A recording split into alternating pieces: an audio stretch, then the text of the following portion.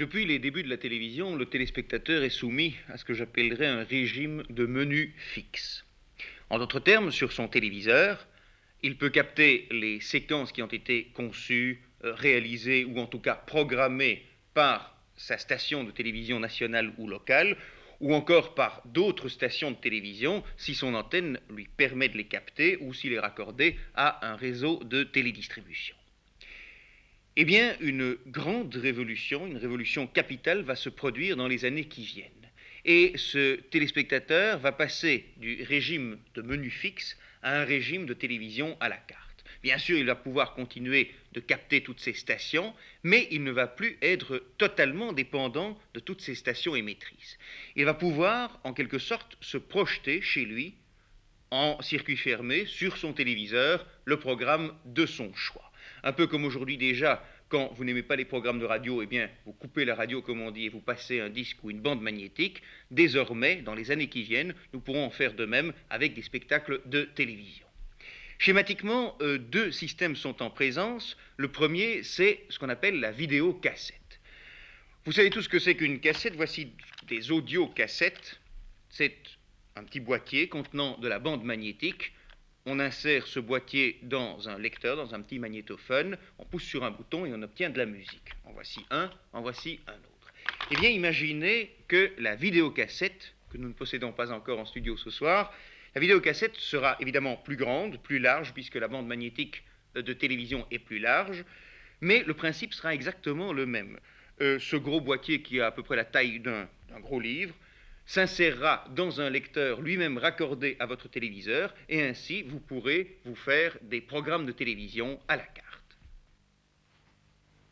Alors l'autre système, le voici, c'est l'EVR, c'est-à-dire l'Electronic Video Recorder. Voici donc un lecteur de démonstration.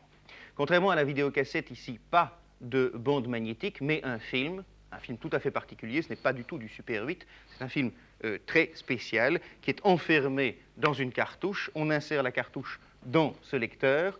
Le film est pris en charge automatiquement par l'appareil, passe devant un petit télécinéma qui déchiffre donc électroniquement les images les unes après les autres, et ce message électronique est injecté dans le téléviseur. Il entre par l'entrée antenne. En EVR, on dispose de programmes noir et blanc et de programmes couleur. En voici.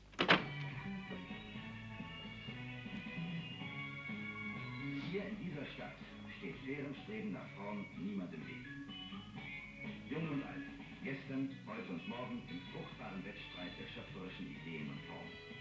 Alors l'EVR, tout comme certaines vidéocassettes, offre un avantage particulier, c'est l'arrêt instantané sur image.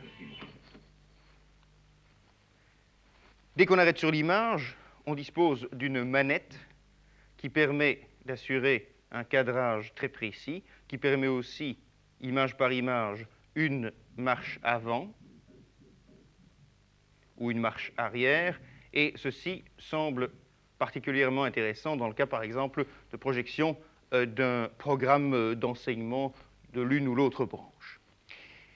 Ainsi, vous le voyez, nous allons disposer dans le futur de télévision à la carte, comme je vous le disais, à la commande. Et c'est ainsi que, dans quelques années, nous pourrons, chez nous, à l'aise, choisir un film de fiction, ou un spectacle de variété, ou une dramatique, une tragédie, ou encore une émission historique, ou une conférence, ou un cours tout à fait particulier, et nous le projeter sur notre téléviseur.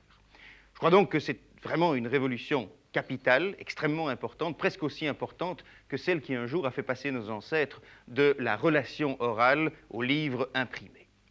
La vidéocassette, elle, est toujours expérimentale, elle n'existe pas encore, elle n'a pas encore été commercialisée. L'EVR, lui, a commencé sa commercialisation, mais je m'empresse de vous dire que le prix de la machine et le prix de la cartouche sont encore tels qu'ils sont hors de notre portée, je veux dire, nous, particuliers.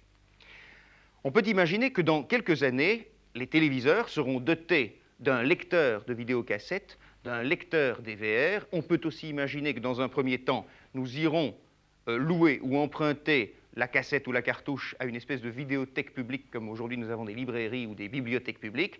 Et dans un second temps, nous irons les acheter comme aujourd'hui nous achetons des livres.